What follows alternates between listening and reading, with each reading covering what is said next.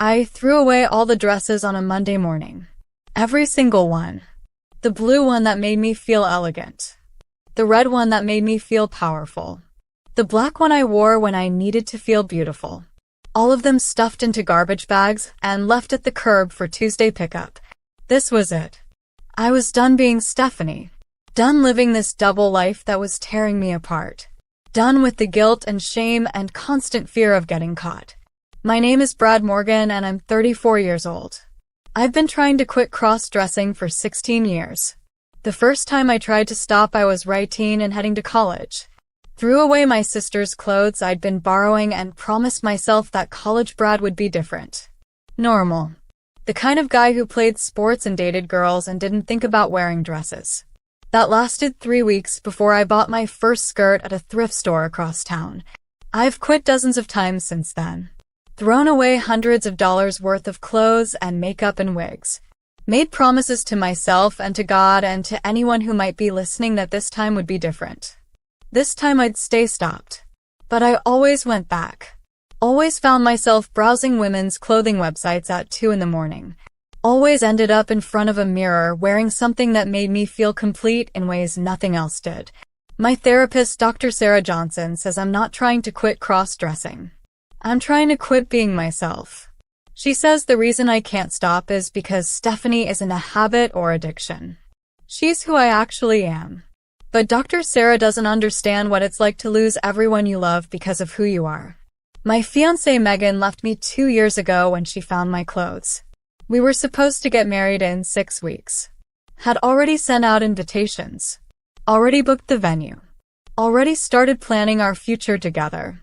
Then she found the dresses in my closet, and everything ended in one horrible conversation where she called me a liar and a freak and someone she'd never really known.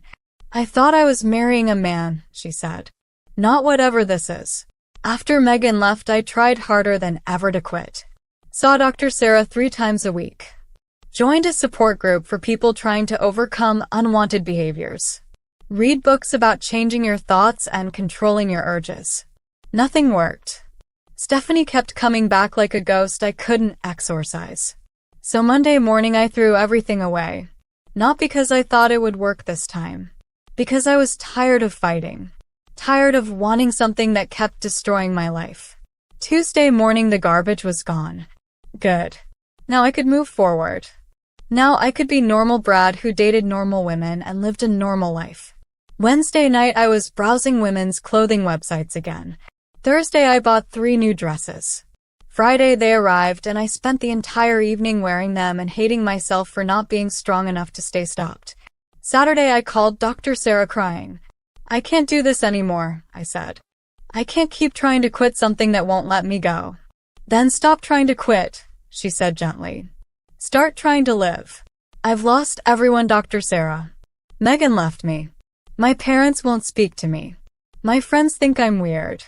How am I supposed to live like this when everyone I care about thinks I'm broken? Maybe the people who think you're broken aren't the ones you should be caring about. Easy for her to say. She wasn't the one losing everything. Sunday morning my doorbell rang. I wasn't expecting anyone. Wasn't even fully dressed. Just wearing sweats and a t-shirt and the exhaustion of someone who'd been fighting themselves for 16 years. Megan was standing on my porch. My heart stopped. I hadn't seen her in 2 years. Hadn't heard from her except through lawyers dividing up our shared belongings. She looked different. Older. Tired in a way that made me think maybe she'd been fighting her own battles. Can I come in? She asked. I let her in because I was too shocked to say no. We sat in my living room in awkward silence. The same living room where she'd found my clothes 2 years ago. Where our entire future had collapsed in less than an hour. I'm getting married, she finally said. The words hit me like a punch, but I forced myself to smile. Congratulations. I'm happy for you. His name is Michael. We've been together for a year. He's everything I thought I wanted. Stable. Traditional. Exactly the kind of man I told myself I deserved after you. Megan, why are you here? Because I can't marry him without telling you something. She looked at me with tears in her eyes. I made a terrible mistake 2 years ago. I let fear make me cruel. I said things to you that I've regretted every single day since. You were honest about how you felt. There's nothing wrong with that. I wasn't honest. I was scared. Scared of what people would think. Scared of having a fiancé who was different. Scared that loving you meant something was wrong with me too. She wiped her eyes. But the truth is I loved you, Brad. All of you. Including Stephanie. I was just too much of a coward to admit it. I stared at her. What are you saying? I'm saying I destroyed the best thing that ever happened to me because I cared more about what other people thought than about being with someone who made me happy. She reached into her purse and pulled out a photo. The two of us on vacation in Mexico 3 years ago. Michael is perfect on paper. But he's not you. He'll never be you. Then why are you marrying him? Because I'm still a coward.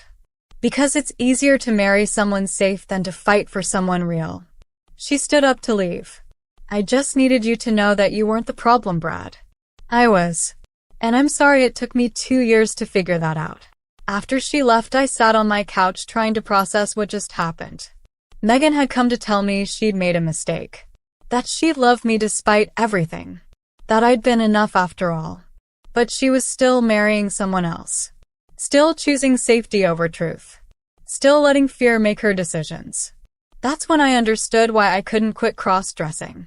Why 16 years of trying hadn't changed anything. Why throwing away the dresses on Monday hadn't made Stephanie disappear. I wasn't trying to quit cross-dressing. I was trying to become someone small enough to fit into other people's comfort zones. Someone safe enough that people like Megan wouldn't have to be scared of loving me. But making myself smaller hadn't saved my relationship. Trying to be normal hadn't made my parents accept me. Hiding who I was hadn't protected me from pain.